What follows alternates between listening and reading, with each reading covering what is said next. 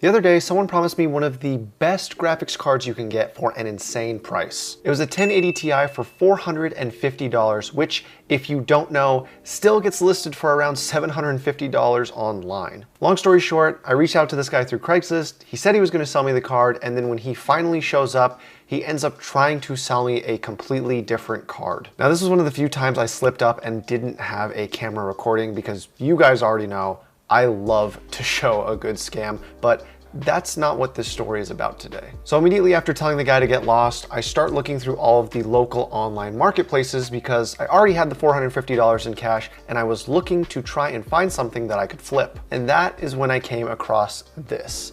This is an ad that was on the Facebook Marketplace for a computer, a monitor, a keyboard, and a mouse. The asking price was $450, which I thought was amazing because I could tell that some of the items there were worth a lot of money. On top of that, the description said, "One owner, belonged to my adult son." Immediately in my mind, I was like, okay, dad got really pissed off at his grown-ass son who is still living with him to the point where he is now selling all of his son's stuff. It looks like dad doesn't know what this stuff's worth, so let's just go ahead and pay him his full asking price. I know that might sound greedy on my end, but keep listening. I reached out to the guy asking if I could buy it, and he responded by telling me that over 20 people had reached out to him in the last half hour trying to buy the computer, and one was going to be there in 2 hours to buy it for $400. I asked him, if I come right now and pay you your full asking price, would you sell it to me?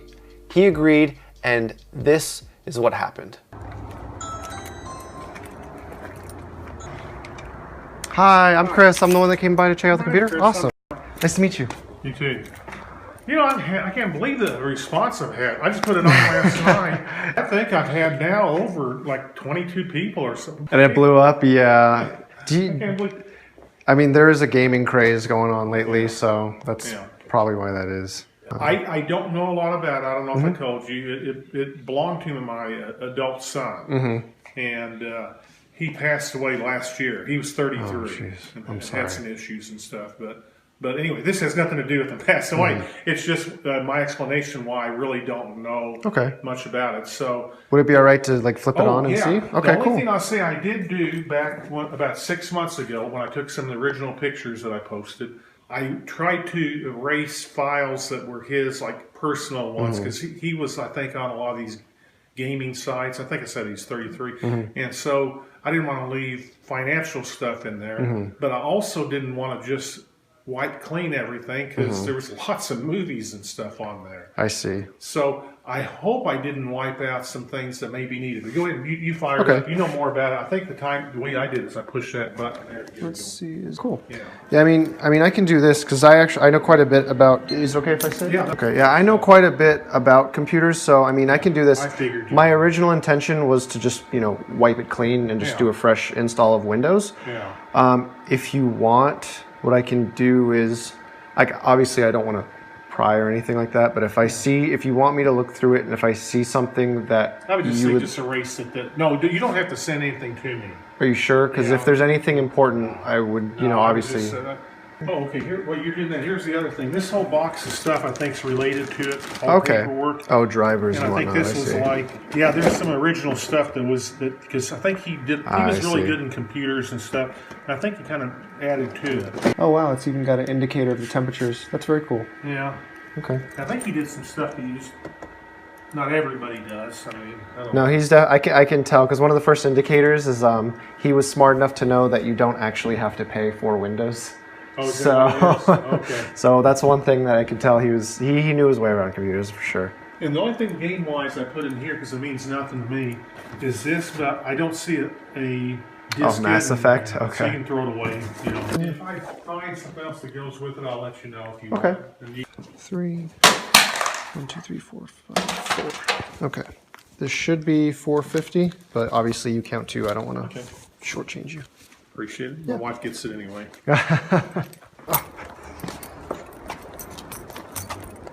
Oh my god, this is literally the heaviest computer I've ever had in my entire life. Yeah, you can just lay the box right here on top. That would be fine. Okay. And I'm going to set this actually in the front seat. I appreciate it again. Thank you. Thank you very much. I appreciate it. Have a good rest of the day. Bye-bye. All right, so we have the system. We got the monitor, the computer with all its accessories back there, and you know, I was kind of sad. I mean, I did not expect to be buying someone's computer who had passed away. I thought I was getting it from a dad who was like trying to punish his son, but you know, it turns out he's just getting rid of his stuff. So I think what we'll do to be as respectful as possible is I offered to look through, you know, the hard drives and send anything over to the father. So, you know, we'll try and do that. And if we find anything of importance, we'll send it over to his dad. So now that we got the system, let's head on back home.